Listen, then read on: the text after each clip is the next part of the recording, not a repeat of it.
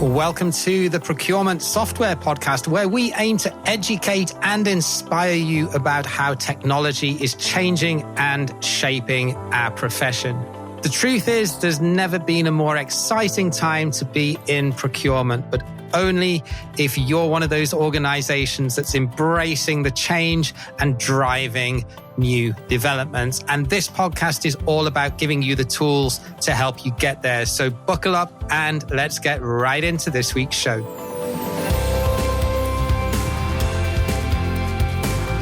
Hey there, ProcureTech fanboys and fangirls. Welcome back to another episode of the Procurement Software Podcast. This week, we're going to be looking at why reviews and best of lists are not really very helpful. And I know this is a bit of a controversial topic, and constantly we get asked, hey, why don't you publish reviews on your website? And I'm going to talk a little bit about the reasons behind this in today's episode.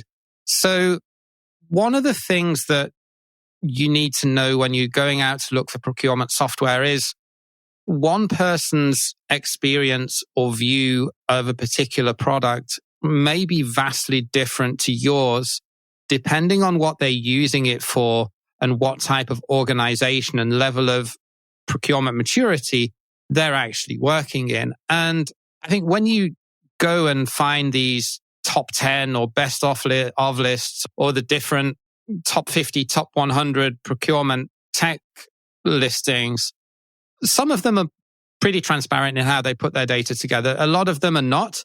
So I think that should be the first red flag. And I don't want to tarnish all of them with the same brush because, like I say, some of them are very transparent and pretty legit. But the first question I think you have to ask yourself is, are any of them sponsored content? And the answer is certainly yes, some of them are. But even if they're not, what criteria has gone in to evaluate those solutions? And are those same criteria the criteria that you hold dear to what you want to get out of your procurement tech?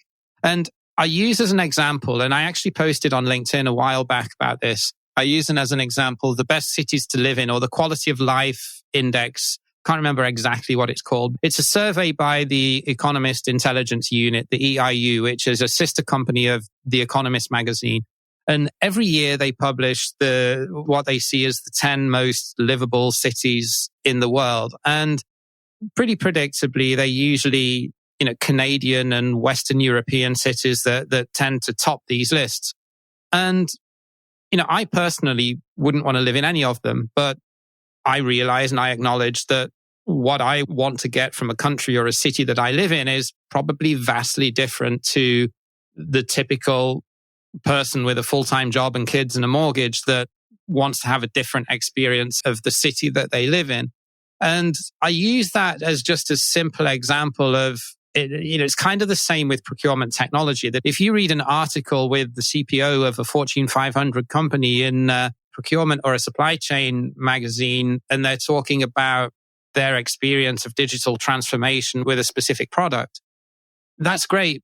They have no doubt a center of excellence team and a huge mature procurement organization to draw upon. So their needs and their requirements and their experience of using that product is going to be completely different than if you're a CPO that's gone into a greenfield role at, say, a $300 or $400 million business that's not got any tech in place apart from an ERP system. Your needs are going to be so different to that CPO's example that it's almost like comparing night and day. And no matter which best of list that you look at, pretty much all of them are focused on large enterprise customers when they put these together. So even the most well-researched, most transparent list that you can go out and find, and let me take Spend Matters as an example. They do a really good job, truth be told. Their research and their touch points are all aimed at who pays the money, which is ultimately large consultancies and enterprise users. So whenever you look at any of these best of lists, think, are they talking to me? And is what they're putting together relevant? And I've got a few sort of things that you might want to ask yourself or that you might want to consider when looking at any list or gathering of procurement software solutions that claims to be a best of or best in class list. So if you're looking at reviews of any procurement tech, bear in mind that other than the big legacy enterprise suites that have been around for 10 plus years, a lot of the best of breed startups probably don't have enough users to be able to have statistically significant review statistics. If you're looking at any reviews on some of these sites like G2 and Capterra and a lot of these software aggregator search websites that typically publish reviews, most solutions don't have that many users. So are the reviews that you're seeing statistically significant, first of all? But beyond that, who's actually giving that review? A review that's given by a procurement category manager who's using that software almost daily is going to carry a lot more weight than somebody who occasionally logs in to observe an e-sourcing event or receive a shipment or approve an invoice or a contract. But how do you quantify this? Without a team of researchers to validate the user and the position in the company that's giving a review or feedback on software, how do you know which review is more relevant than the other? The reality is that you don't.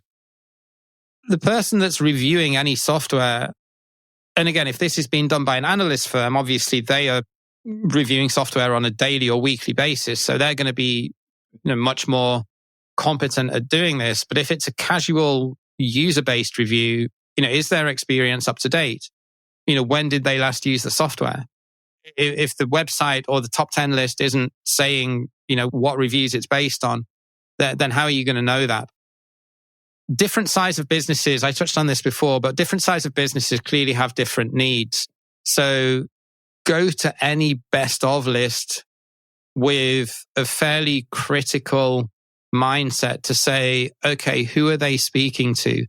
And if you're the CPO of a Fortune 500 company, then great, they probably are speaking to you, and it's going to have a lot more relevance than if you're a CPO in a greenfield role at a mid-market business, or if you're a CPO at a rapidly scaling tech startup and you've only got 2 or 3 procurement hires and you're building a team as you're rapidly growing and scaling.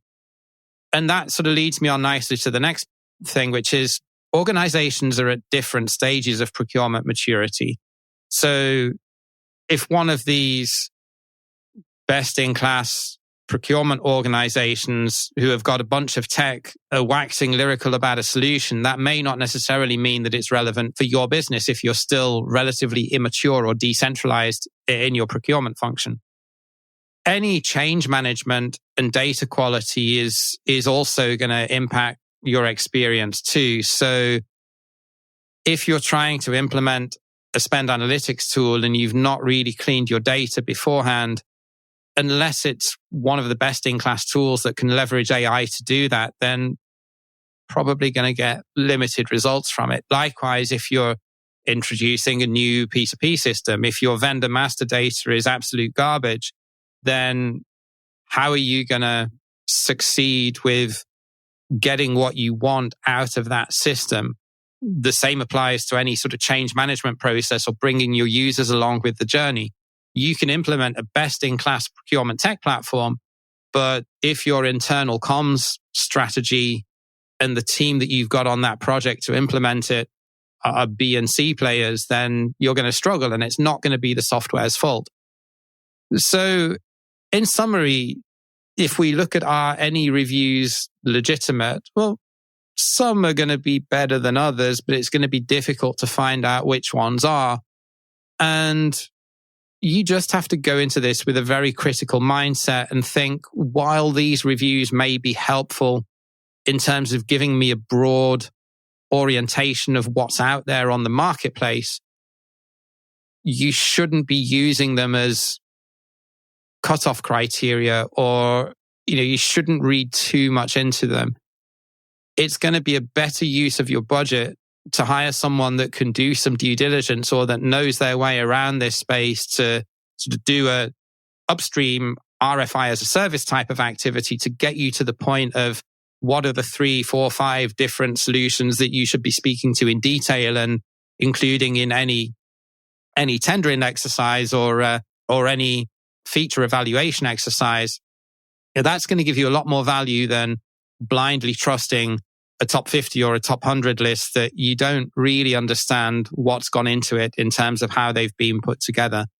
And as it happens, we actually do offer an upstream RFI as a service that if you've got a broad scope of work of what you want the software to do, and you want to work with someone to do a more white glove process of, okay, help me understand from every single solution that's out there in the market to the 3, 4, 5, 6 that are relevant to my organization and that have the features and the ease of use and the speed of implementation that are so dear to you, especially if you're in that mid-market segment. That's where I feel that we can help you the most. Then reach out to us. The link is in the show notes. Just book a quick 30-minute call with me. I'd love to jump on and learn a little bit more about what your particular challenge is, because I'm confident that we can definitely help you with a little bit more of a white glove service in terms of drilling down really quickly to which are the specific solutions that you really want to focus on and do more work with,